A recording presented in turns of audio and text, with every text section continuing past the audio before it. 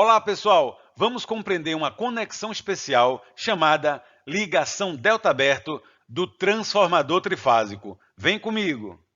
Precisamos lembrar que um transformador trifásico ele pode ser composto por um banco de transformadores monofásicos. Perceba que temos em tela 3 transformadores monofásicos numa conexão delta-delta, delta no primário e delta no secundário. Mas o que acontece se houver um defeito em um dos transformadores monofásicos? Teremos então a transmissão do sistema trifásico apenas através de 2 transformadores.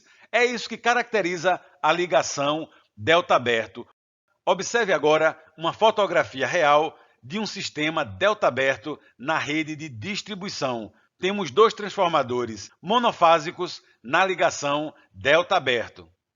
Perceba que temos aqui um transformador trifásico, primário e secundário na ligação delta. O que acontece se nós arrancarmos um dos enrolamentos? Teremos então a ligação delta-aberto. Observe os enrolamentos do primário e os enrolamentos do secundário. Quando aplicarmos o sistema trifásico ao enrolamento primário, fases A, B e C, teremos no enrolamento secundário também o mesmo sistema trifásico. E é interessante observar que na fase C temos uma conexão em aberto e ela é chamada de fase fantasma. Vamos então comprovar que esse sistema ele é trifásico. Temos aqui no enrolamento 2 a tensão da fase A, V, ângulo 0 grau. No enrolamento 1, a tensão VB, V, ângulo 120 graus. Analisando pela lei das malhas de Kirchhoff, a tensão na fase C será menos VA menos VB. Fazendo então a substituição dos fasores e a operação de soma fasorial, chegaremos à conclusão que a tensão na fase fantasma, fase C, é igual a V, ângulo menos 120 graus, de tal modo que comprovamos que podemos transmitir um sistema trifásico através de 2 transformadores monofásicos. Temos as 3 fases defasadas de 120 graus entre si. Mas na prática do sistema de distribuição de energia elétrica, principalmente na região de São Paulo, o pessoal utiliza o sistema delta-aberto com fase alta. Eu vou explicar aqui. Temos um transformador de distribuição primário 13,8 kV e no secundário 2 níveis de tensão, 230 e 115 volts.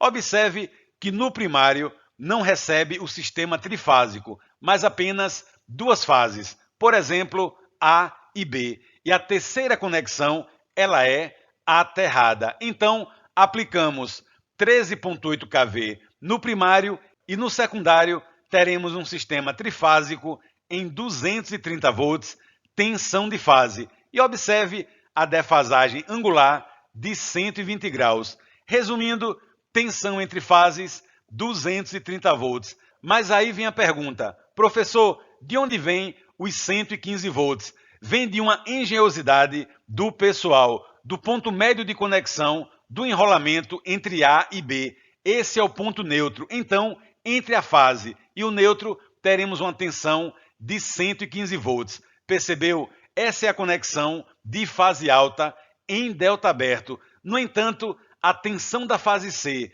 para o neutro, ela vale 200 volts e não pode ser utilizada para alimentar cargas monofásicas. Professor, não estou entendendo de onde vem os 200 volts. Vamos aplicar novamente a lei das malhas de Kirchhoff. A tensão da fase C para o neutro será o somatório da tensão da fase B para o neutro mais a tensão entre fases B e C. A tensão entre fases B e C é 230 volts, ângulo 120 graus. E a tensão da fase B para o neutro é 115 volts. Dessa forma, chegamos à conclusão, pela soma fasorial, que a tensão da fase C para o neutro vale 200 volts com defasagem angular de 90 graus.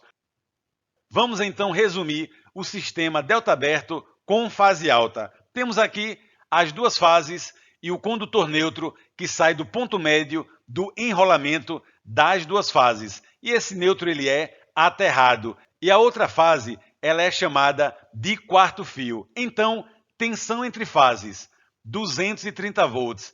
Tensão entre fase e nêutron, 115 volts. E a tensão do quarto fio, que é aquela fase C, para o nêutron, ela vale 200 volts. No entanto, não se pode ligar carga monofásica nessa fase. Mas, professor, por que não posso ligar carga monofásica se é entre fase e nêutron? Mas perceba que é uma tensão de 200 volts, é praticamente o dobro do valor da tensão monofásica de 115 volts. E com certeza você queimará seu equipamento. E como se faz na prática a conexão do delta aberto? Temos a ilustração de dois transformadores monofásicos. Perceba que temos as três fases chegando na chave fusível. Duas fases alimentam os transformadores. E as outras conexões do primário, elas são aterradas. Para o primeiro transformador, vamos aterrar o ponto médio do enrolamento. Esse será o condutor neutro. Teremos então duas fases, fases A e B, conexão com o segundo transformador e agora a fase C. Temos então a ligação completa em delta aberto. Mas aí alguém pode perguntar, professor, eu já vi 3 transformadores monofásicos no mesmo poste. É isso mesmo, isso é para o fechamento do delta. E agora, com o terceiro transformador, recebendo a fase C, podemos fazer o fechamento do delta. E agora temos o delta fechado. Na prática, quando existem 3 transformadores, temos a flexibilidade de operar em delta aberto ou delta fechado. Percebeu? Talvez alguém diga, professor, nunca vi esse tipo de ligação na minha cidade, no meu estado. Realmente não é uma ligação típica. Eu estou em Pernambuco e nunca ouvi falar desse tipo de ligação delta aberto, mas ela é muito comum no estado de São Paulo. E se na sua cidade ou no seu estado existe a ligação delta aberto no sistema de distribuição, deixa aí nos comentários, ok? E quais são as vantagens e desvantagens do sistema delta aberto? Vantagem só existe uma. O sistema ele é econômico e ele foi muito utilizado na expansão do sistema elétrico nas décadas de 40 e 50. Essa é a grande vantagem. Você transmitir o sistema trifásico, imagine, rede de distribuição, centenas de quilômetros, utilizando apenas 2 transformadores monofásicos. É a única vantagem. E quais são as desvantagens? O sistema ele é instável no regime transitório porque a tensão naquela fase aberta, na fase fantasma, ela pode ficar muito elevada. Outra desvantagem é que a potência ela fica limitada a 58%. É isso mesmo. Imagine o banco trifásico com 3 transformadores monofásicos. No delta aberto, essa potência é dividida por raiz de 3. Então, ela se reduz para 58% e eu vou explicar no final. Não menos importante, temos uma complexidade para balanceamento de fases. Delta aberto, temos uma fase ainda com enrolamento dividido, é muito complicado para um balanceamento de fases. E também é considerada um terror para as equipes de manutenção, por conta daquele quarto fio e várias peculiaridades. E vamos agora ao nosso Momento Nerd, onde eu vou comprovar que a potência trifásica ela é reduzida para 58% na ligação delta aberto. Observe aí a ligação em delta fechado, conexão normal, trifásica. Vamos considerar o transformador alimentando uma carga resistiva. Teremos então as correntes elétricas de linha em função da corrente de fase. E sabemos que a corrente elétrica de linha na ligação estrela é raiz de 3 multiplicada pela corrente de fase. Então, temos aí as 3 correntes elétricas balanceadas, defasadas entre si de 120 graus. E observe agora as correntes elétricas de fase, corrente I, e perceba que elas são adiantadas de 30 graus em relação às correntes de linha. Lembra, corrente de fase na ligação delta está adiantada de 30 graus em relação à corrente de linha. E como a carga ela é resistiva, temos os valores de tensão de fase V na mesma defasagem angular da corrente elétrica. E a potência trifásica é o triplo da potência de uma fase, que será tensão multiplicado pela corrente pelo cosseno do ângulo θ, que vale zero, porque o ângulo da tensão é igual ao ângulo da corrente elétrica. Dito isso, chegamos à conclusão que a potência trifásica com delta fechado é 3 vezes o produto da tensão de fase e corrente de fase. Grava isso. E vamos agora para o transformador na ligação delta aberto. Perceba que nesse caso, as correntes elétricas de linha são iguais às correntes elétricas de fase. Não são mais multiplicadas por raiz de 3. No entanto, a defasagem angular trifásica permanece a mesma, 120 graus. Vamos em frente. Temos aqui a corrente elétrica I, ângulo menos 120 graus. Essa corrente passa pelo enrolamento. Como eu modifiquei o sentido da corrente, é a mesma coisa de uma rotação de 180 graus no fasor. Então, 180 menos 120. Teremos a corrente elétrica I, ângulo 60 graus. E a outra corrente elétrica I, ângulo 120 graus, passa diretamente no enrolamento.